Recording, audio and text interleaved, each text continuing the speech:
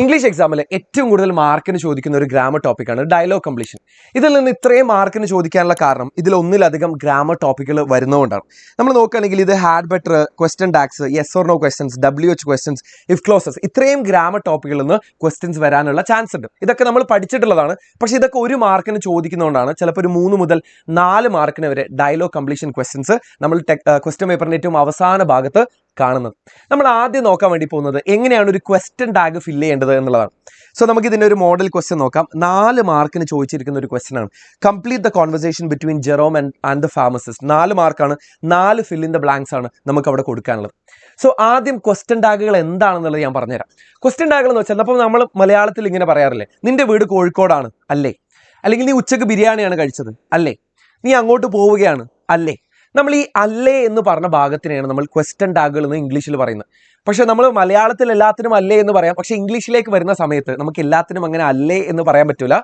നമുക്ക് കിട്ടിയ സെന്റൻസിൽ ഏതാണോ ഓക്സിലറി വെർബ്, ആ ഓക്സിലറി വെർബിനെ വെച്ചിട്ടാണ് നമ്മൾ ക്വസ്റ്റ്യൻ ടാഗുകൾ ഉണ്ടാക്കുന്നത്. ഇവിടെ ഈ ഒരു sentence okay, you are chemist, A chemist എന്ന് വരണം. ഇവിടെ you are A chemist dash ഒരു ക്വസ്റ്റ്യൻ മാർക്ക്. ഇങ്ങനെ ഒരു കുഞ്ഞ് ഡാഷും ഒരു ക്വസ്റ്റ്യൻ മാർക്കും തുടക്കത്തിലേ നിങ്ങൾ കാണുകയാണെന്നുണ്ടെങ്കിൽ ഡയലോഗ് കംപ്ലീഷനിൽ ആദ്യം നമുക്ക് ഫില്ല് ചെയ്യാനുണ്ടാവുക അവിടെ ഒരു ക്വസ്റ്റ്യൻ ടാഗ് ആയിരിക്കും. സോ ക്വസ്റ്റ്യൻ ടാഗ് ഫില്ല് ചെയ്യുന്നതിൻ്റെ റൂള് വളരെ സിമ്പിളാണ്. നമുക്ക് കിട്ടിയ ഓക്സിലറി വെർബ് ഏതാണെന്ന് നോക്കുക. ഇതൊക്കെ യു ആർ എ സ്റ്റുഡൻറ്റ് എന്ന് പറഞ്ഞിടത്തുള്ള ആറാണ് ഇവിടുത്തെ auxiliary verb. She can Singh well എന്ന് പറയുന്നിടത്തുള്ള ക്യാൻ ആണ് ഇവിടുത്തെ auxiliary verb. They are in here എന്ന് പറഞ്ഞിട്ടുള്ള ആറിൻ്റെ ആണ് ഇവിടുത്തെ ഓക്സിലറി വെർബ്. വളരെ സിമ്പിളാണ്. ഇത് നെഗറ്റീവ് ആണോ പോസിറ്റീവ് ആണോ എന്ന് നോക്കുക. പോസിറ്റീവ് ആണ് എന്നുള്ളതിൻ്റെ അർത്ഥം അതിൽ നോട്ട് എന്ന് ഉണ്ടാവില്ല. എന്ന് വെച്ചാൽ ഇപ്പോൾ ആർ എന്ന് മാത്രം പറയുകയാണെങ്കിൽ അത് പോസിറ്റീവാണ്. പക്ഷെ അതിൻ്റെ കൂടെ നമ്മളൊരു നോട്ട് കൂടെ ചേർത്ത് പറയാണ്, ആറിൻ്റെ എന്നോ ആർ നോട്ടോ എന്നൊക്കെ പറയുകയാണെങ്കിലല്ലേ അത് നെഗറ്റീവ് ആവും. ക്യാൻ എന്ന് പറഞ്ഞാൽ പോസിറ്റീവാണ്, ക്യാൻറ്റ് എന്ന് പറഞ്ഞു കഴിഞ്ഞാൽ അത് നെഗറ്റീവാണ്.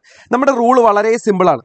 പോസിറ്റീവ് ആണെങ്കിൽ അതിനെ നെഗറ്റീവ് ആക്കി മാറ്റണം, നെഗറ്റീവ് ആണെങ്കിലോ നെഗറ്റീവ് ആണെങ്കിൽ അതിനെ പോസിറ്റീവ് ആക്കിയിട്ട് മാറ്റണം. ഇപ്പോൾ ഇവിടെ നോക്കിയേ, ഇവിടെ യു ആർ എന്ന് പറഞ്ഞെടുത്ത് ആറ് പോസിറ്റീവ് ആണ്. അങ്ങനെയാണെങ്കിൽ നമ്മൾ അതിനെ നെഗറ്റീവ് ആക്കണം, ആറിൻറ്റ് എന്നുള്ളതാക്കണം. എന്നിട്ട് നമുക്ക് കിട്ടിയ സബ്ജക്റ്റ് ഏതാണോ അതിന് ഇട്ട് കൊടുക്കാം. ഓക്കെ, ഒരു വലിയ സബ്ജക്റ്റ് ഒക്കെ ആണെന്നുണ്ടെങ്കിൽ അല്ലേ അതിനെ നമ്മൾ ദേ എന്നോ വി എന്നോ ഒക്കെ ആക്കിയിട്ട് കൊടുക്കേണ്ടി വരും. ഇവിടെ പക്ഷേ കുഞ്ഞു കുഞ്ഞു സബ്ജക്റ്റ് അല്ല, യു, ഷീ, ദേ, ഹി എന്നൊക്കെയാണ് കൊടുത്തിരിക്കുന്നത്. പക്ഷേ ഇതിന് പകരം ഇപ്പോൾ ഞാൻ പറയാണ് ഗ്രൂപ്പ് ഓഫ് പീപ്പിൾ എന്ന് പറയുകയാണെങ്കിലല്ലേ ആ ഗ്രൂപ്പ് ഓഫ് പീപ്പിളിനെ എനിക്ക് എന്താക്കി മാറ്റാം, അവർ എന്നാക്കിയിട്ട് മാറ്റാം. സോ വളരെ സിമ്പിളായിട്ട് നമുക്ക് എന്ത് ചെയ്യാം, ഇവിടെ പോസിറ്റീവ് ആണോ നെഗറ്റീവ് ആണോ എന്നുള്ളത് നോക്കാം. നോക്കുമ്പോൾ ഇവിടെ പോസിറ്റീവ് ആണ്. അപ്പം നമ്മളിതാ ഈ ആറിനെ ക്വസ്റ്റ്യൻ ടാഗ് ആക്കുന്ന സമയത്ത് എന്താക്കണം, ആറിൻറ്റ് എന്നാക്കണം. കാരണം ഇവിടെ പോസിറ്റീവ് ആയതുകൊണ്ടാണ്. ഇനി ഇതാ ഈ ഒരു സബ്ജക്റ്റിന് ഇങ്ങോട്ട് ഇട്ട് കൊടുത്താൽ മതി, ആറിൻറ്റ് യു എന്നുള്ളതായി കഴിഞ്ഞാൽ നമ്മുടെ ക്വസ്റ്റ്യൻ ടാഗ് റെഡിയായി. ഇനി ചില സമയത്തില്ലേ നമുക്ക് എന്ത് കാണൂല, ചില സമയത്ത് നമുക്ക് ക്വസ്റ്റ്യൻ ഓക്സിലറി വെർബ് കാണാൻ പറ്റൂല. ഇപ്പോൾ for example she played well, ഞാനിവിടെ കൊടുക്കുകയാണെ ഷീ പ്ലേഡ് വെൽ എന്ന് നമുക്കവിടെ ക്വസ്റ്റ്യനിൽ കാണാം. എന്നിട്ട് ഒരു കുഞ്ഞു ഡാഷും ഒരു ക്വസ്റ്റ്യൻ മാർക്കും. നമ്മൾ നോക്കുന്ന സമയത്ത് ഇവിടെ ഓക്സിലറി വെർബ് ഒന്നും കാണുന്നില്ല.